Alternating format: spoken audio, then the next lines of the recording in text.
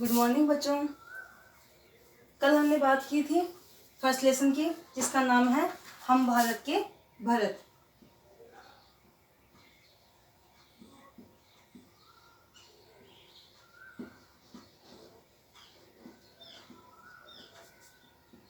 भरत कौन था? चक्रवर्ती सम्राट दुष्यंत का पुत्र, जो क्या था, एक शक्तिशाली था। कल हमने सेकंड भाग पढ़ा था। सेकंड पार्ट में दिया गया था, बड़ी बड़ी ज्वालाओं से कम नहीं यहाँ चिंगारियाँ। कहाँ नहीं है? भारत देश में। भारत देश में ऐसे ऐसे लोग हैं जो शेरों के बच्चों से खेल रहे होते हैं, खेलना जानते हैं, उनसे डरते नहीं हैं। संसार भर में सबसे श्रेष्ठ किसको बताया गया है? सबसे श्रेष्ठ देश कौन सा है संसार में? हिंदुस्तान। साहस और वीरता किसका सौगात है? किसकी सौगात है साहस और वीरता? पूर्वजों की। हमने परसों बात की थी, साहस और वीरता की सौगात कौन है? पूर्वज। कौन है? पूर्वज। अगली हमने बात की थी, फुलवारियों से हमें क्या मिलता है? क्या मिलता है हमें फुलवारियों से? कभी कांटे, कांटों के लिए मैंने क्या बताया था, कभी दुख, और फूल यानी कभी सुख मिलता है। हम देश के लिए शान से जीते हैं और शान से मरते हैं। ये सब हमने सेकंड चैप्टर में बात की थी। आज है इसी का थर्ड भाग। थर्ड भाग में कूद समर में आगे आए जब भी हम ललकारने।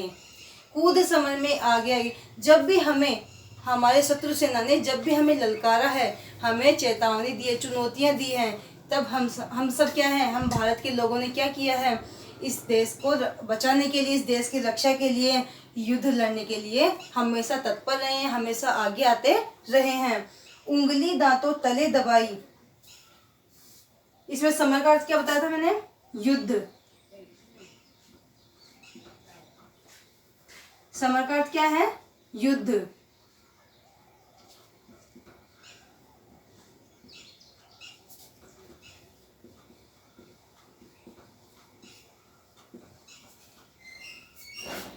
कूद समर में आगे मतलब युद्ध के अंदर जब हमें ललकारा गया तब हम आगे आए हैं। उंगली दांतों तले दबाई, अचरज से संसार में। ललकारने का क्या बताया था?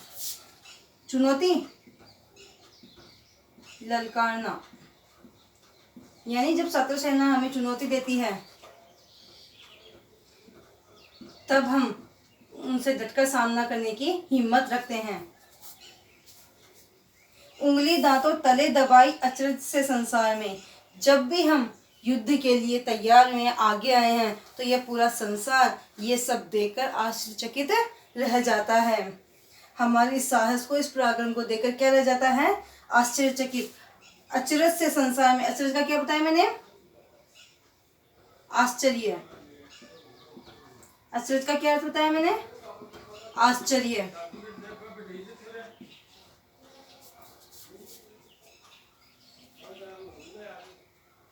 सदियों से बनते आए हैं हम पन्ने इतिहास के।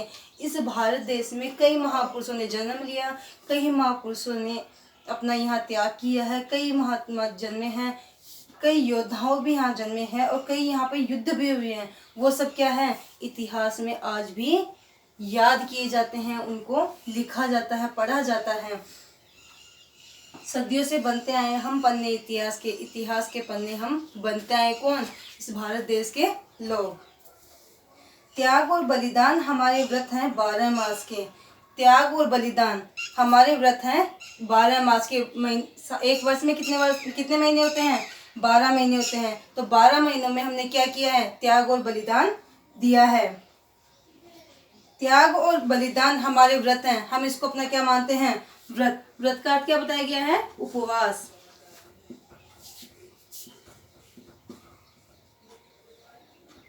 क्या है? उपवास। 12 मास में हम क्या करते हैं? व्रत करते हैं। किसके? त्याग और बलिदान के लिए। जब भी निकला हीरा निकला यहाँ किसी भी खान से। हीरे का मतलब क्या बताया गया है? एक अमूल्य वस्तु।